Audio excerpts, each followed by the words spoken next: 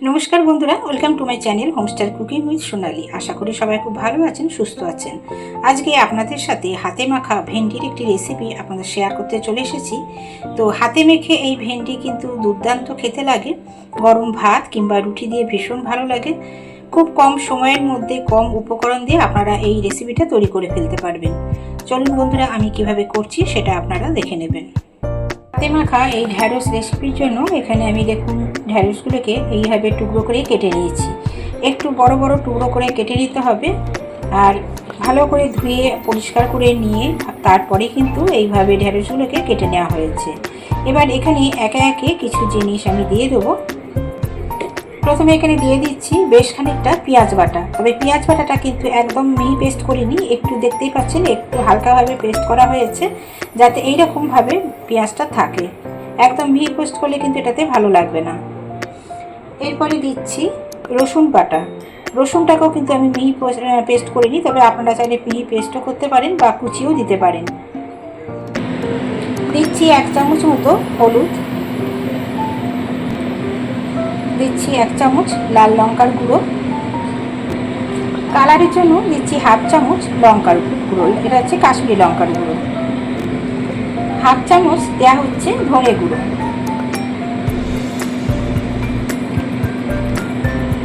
ছোট চামচের 1/2 চামচ দিচ্ছি এখানে জিরে গুঁড়ো। এবার এখানে দেওয়া হচ্ছে 2 চামচ মতো টক দই।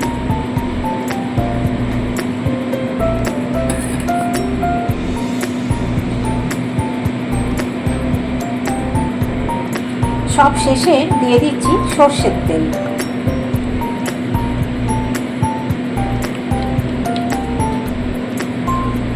সমস্তটা খুব ভালো করে মেখে নিতে হবে। ঢ্যাঁড়স একবার এইভাবে করে খেয়ে দেখবেন, ভীষণ টেস্টি হয়। শুধু এটা গরম ভাত না, আপনারা রুটি দিয়েও কিন্তু খেতে পারবেন। এখন বাজারে কচি কচি ঢ্যাঁড়স বেরিয়েছে, তো সেই ঢ্যাঁড়স কিন্তু এইভাবে রান্না করলে ভীষণ ভালো লাগে খেতে। তো দেখুন সমস্তটাই খুব ভালো করে মেখে নেব।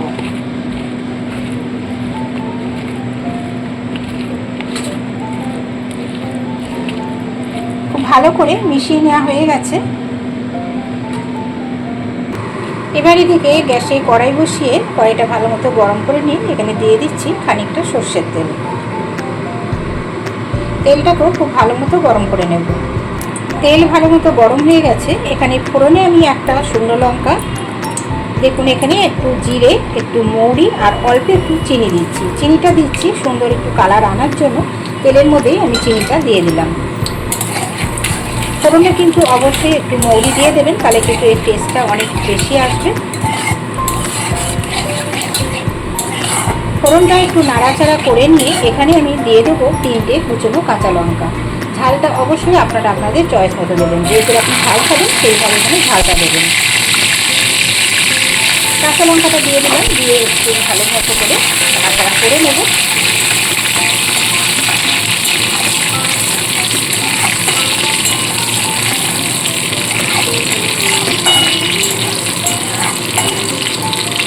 এইবার মেখে রাখা ঢ্যাঁড়সটা সবসময় এর মধ্যে দিয়ে দেব।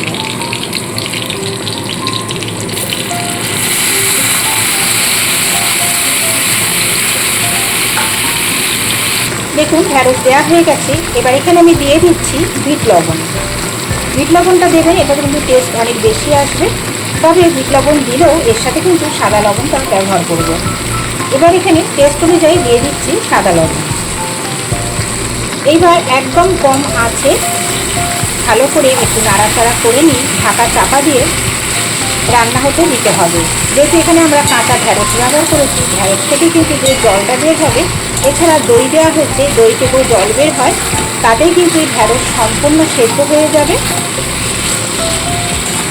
তো দেখুন ভালো করে মিশিয়ে নিয়ে একটু নাড়াচাড়া করে নিয়ে আমি এবার একদম লো ফ্লেমে এটাকে ঢাকা চাপা দিয়ে দেবো।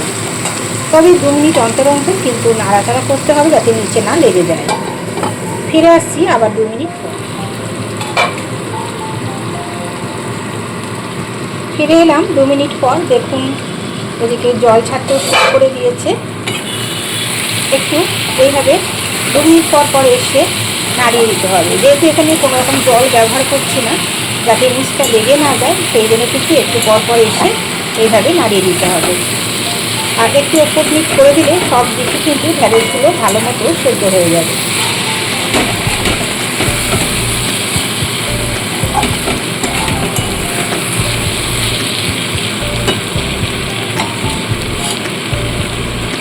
একটু নাড়িয়ে দেওয়ার পর আবারও ঢাকা চাপা দিয়ে দিচ্ছি।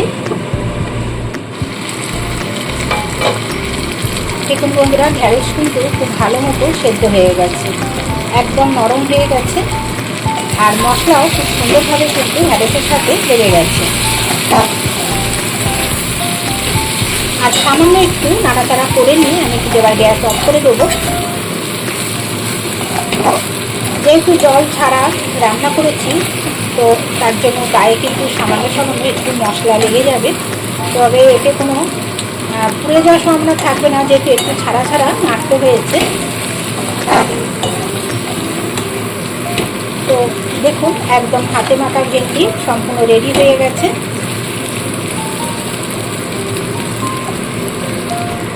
তো বন্ধুরা, রান্না সম্পূর্ণ কমপ্লিট, আমি এবার গ্যাসটাকে অফ করে দিচ্ছি।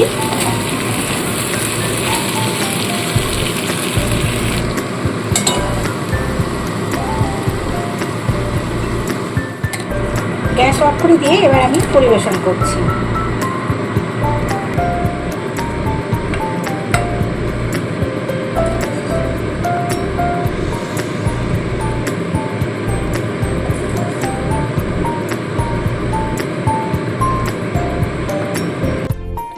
তো বন্ধুরা, হাতে মাখা এই মশলা ভেন্ডি আপনাদের কাছে কেমন লাগলো অবশ্যই জানাবেন। যদি ভালো লাগে লাইক, শেয়ার, কমেন্ট করে দেবেন। নতুন বন্ধু এসে থাকলে চ্যানেলটিকে সাবস্ক্রাইব করে পাশে থাকা বেল আইকনটি প্রেস করে দেবেন। সবাই খুব ভালো থাকবেন, সুস্থ থাকবেন। দেখা হবে আবার পরবর্তী নতুন কোনো রেসিপির সাথে। টাটা বন্ধুরা।